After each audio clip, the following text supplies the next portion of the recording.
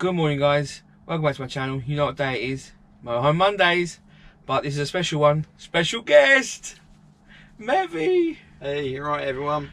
Right. Let's crack on, shall we? Before we get into the questions, I've got to do a shout out for Brett. Urban Stealth Campervan Man. He is back on YouTube and he wants to get his channel going again. So all head over to his channel. I'll put a link in the description below.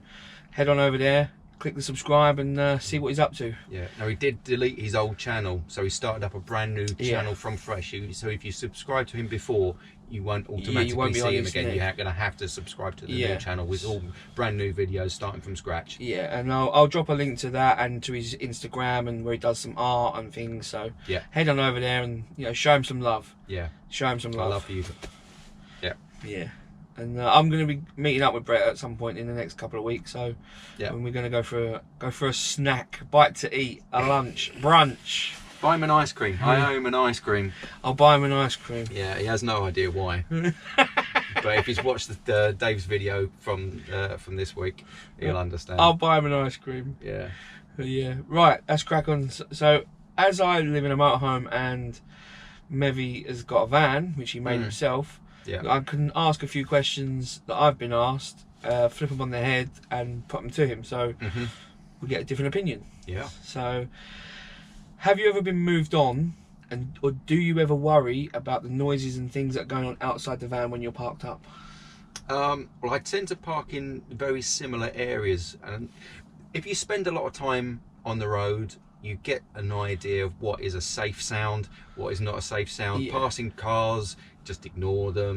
Passing people, you just ignore them. I get a little bit stressed when there are young people around because they tend to dick around with vehicles. And they walk very slow. Yeah. So it sounds like they're hanging around. Yeah, you get the person that's gone to the corner shop for a pint of milk. They're just, boom, they're going to and from. They're not stopping. Yeah. So you just hear the clack, clack, clack, gone.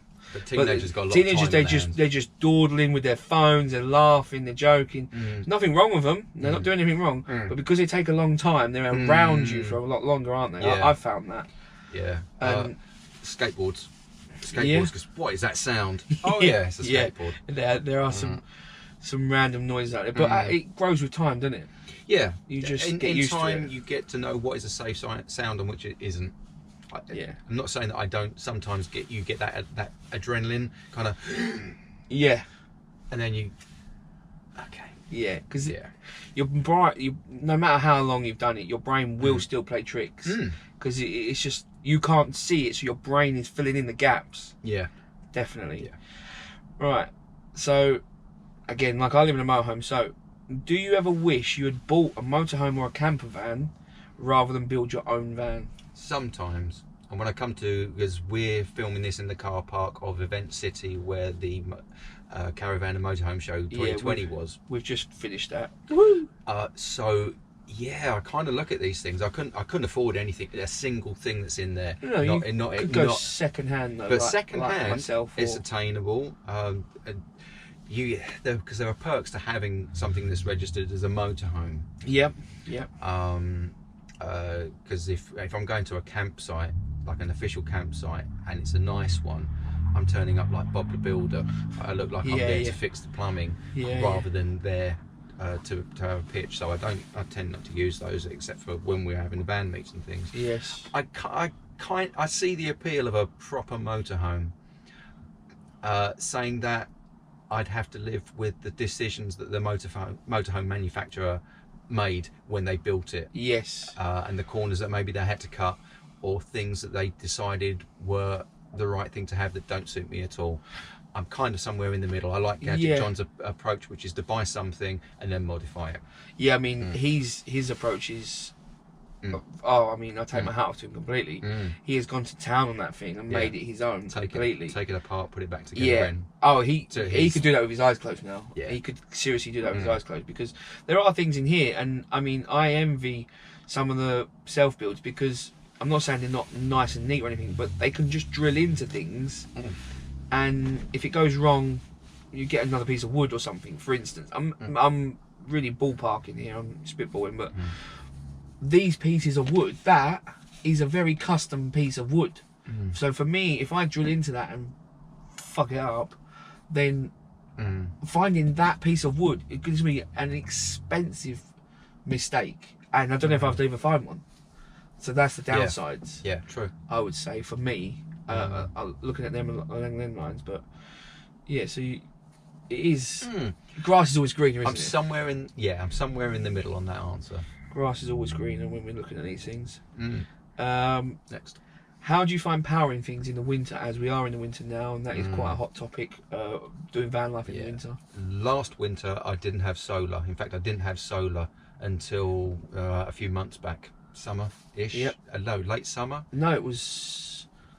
Yeah, September, October, when we was at that's it. Stevenage. Yeah.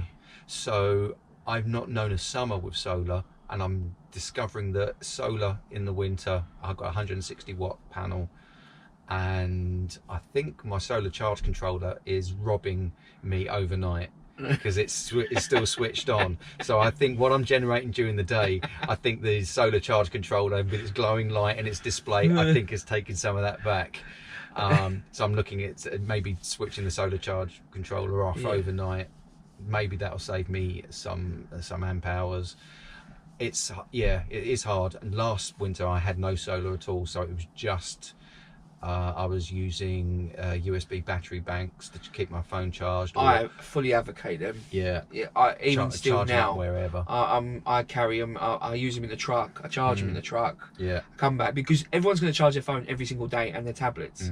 So just taking that power is going to come out of your van every day. We'll just put it out of a power bank. Yeah. You're in an office. Other people are in offices. Everywhere's everywhere. Everywhere can charge. Most people can charge a power bank somewhere in their work. Yeah. Might as well. My lighting last winter, I mostly used. I got a solar shed light, and it is like a solar light that I bought from Asda, and that's been a lifesaver. It's not very bright, but it's enough that I can have it I take it to bed with me, and then I can read or something by it. It's just bright enough, and then tick tick, turn it off. And if I need to get up in the night, 'cause my light switch is right over the other side. So I don't. Yeah, it's the long cold nights.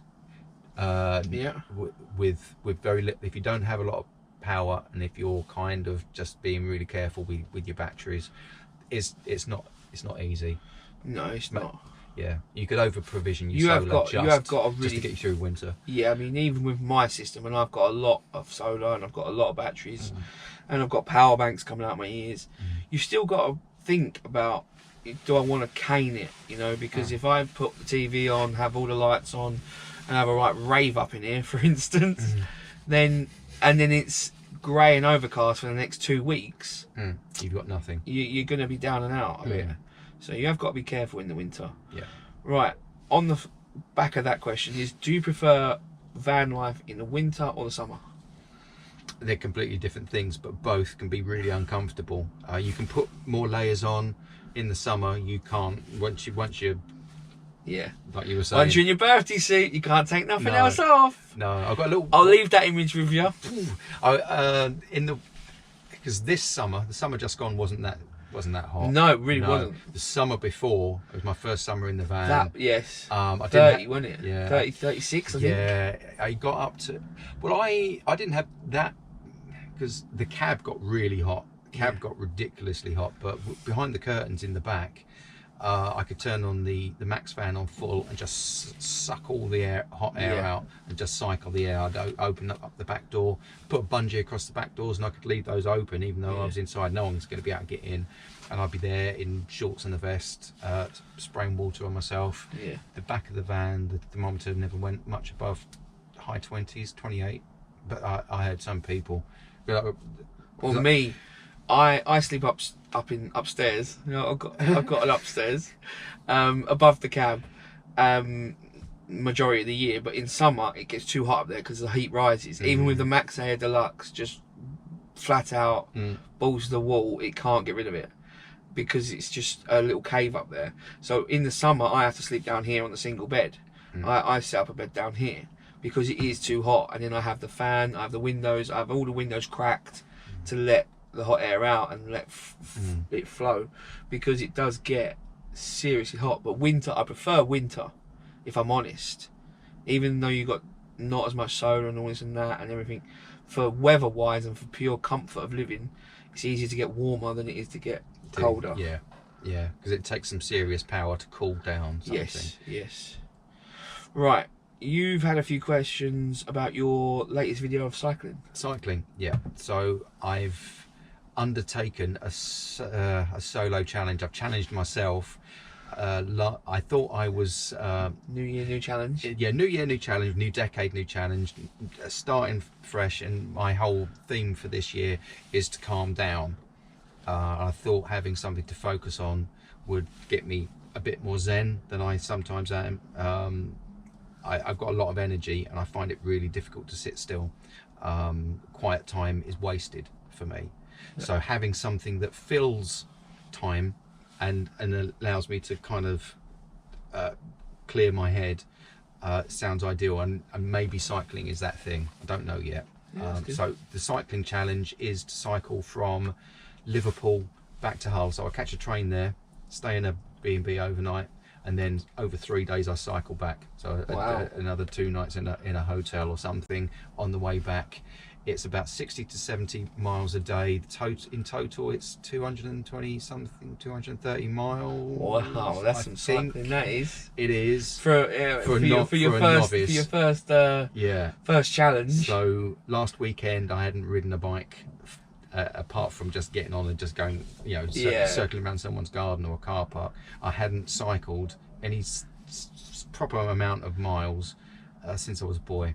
Wow. So it's a total challenge. And when's this going to happen?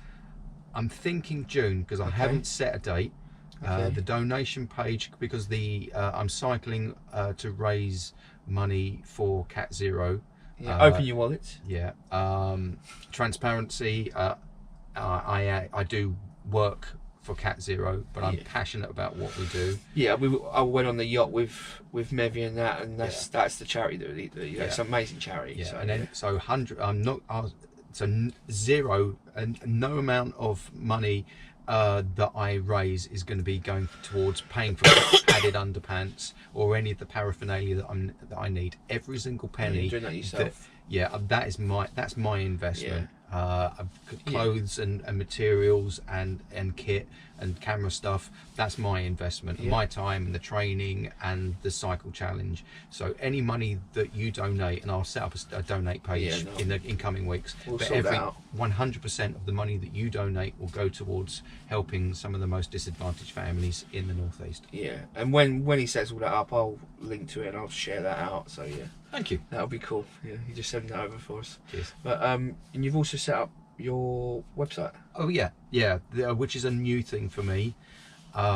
Towards the end of last year, I pulled the stick out of my arse, don't worry, but I got a bit fed up with just the whole. Some people are very negative, and they bring that negativity to the comment section, and I had my own little rant last week on Mondays. I mean, it weren't nothing real hate comment, but it was just a little rant, and I kind of got that off my chest, as a lot of you saw. Yeah. So yeah. Because some people see one, because we're both posting 100. I've got over 100 videos, and I don't know. I think I'm coming up to the 100. I'm not sure if I've got 100 or around that mark. Yeah, and some people will have watched it from the beginning, and they know.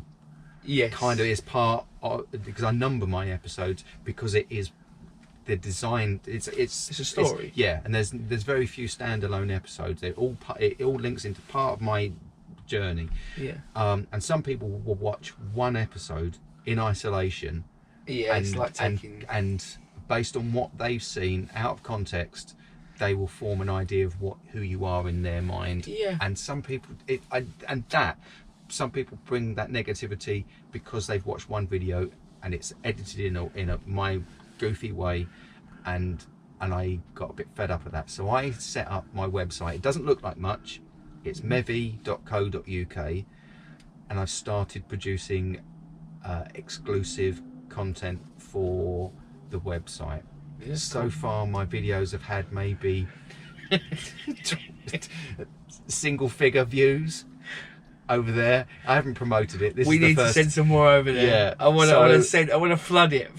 It's not a great website. It doesn't look great. It's just got a picture of my face. There's no logos. There's videos there, aren't there? There are videos. It doesn't matter there. about the design of the website. No, it doesn't matter about that. no, But there's videos that are there which aren't on YouTube. Yes. So if you want to see more videos of Mevy and that, then you can just head on over to there and see videos that you aren't going to see on his channel. Yeah. Because he wants to do some exclusive stuff for away from YouTube. So that's pretty cool.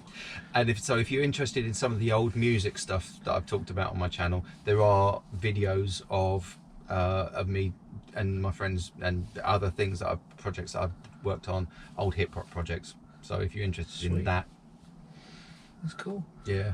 Right, unless you've got anything else, any more questions or anything? No, I think that's it. I think we're good.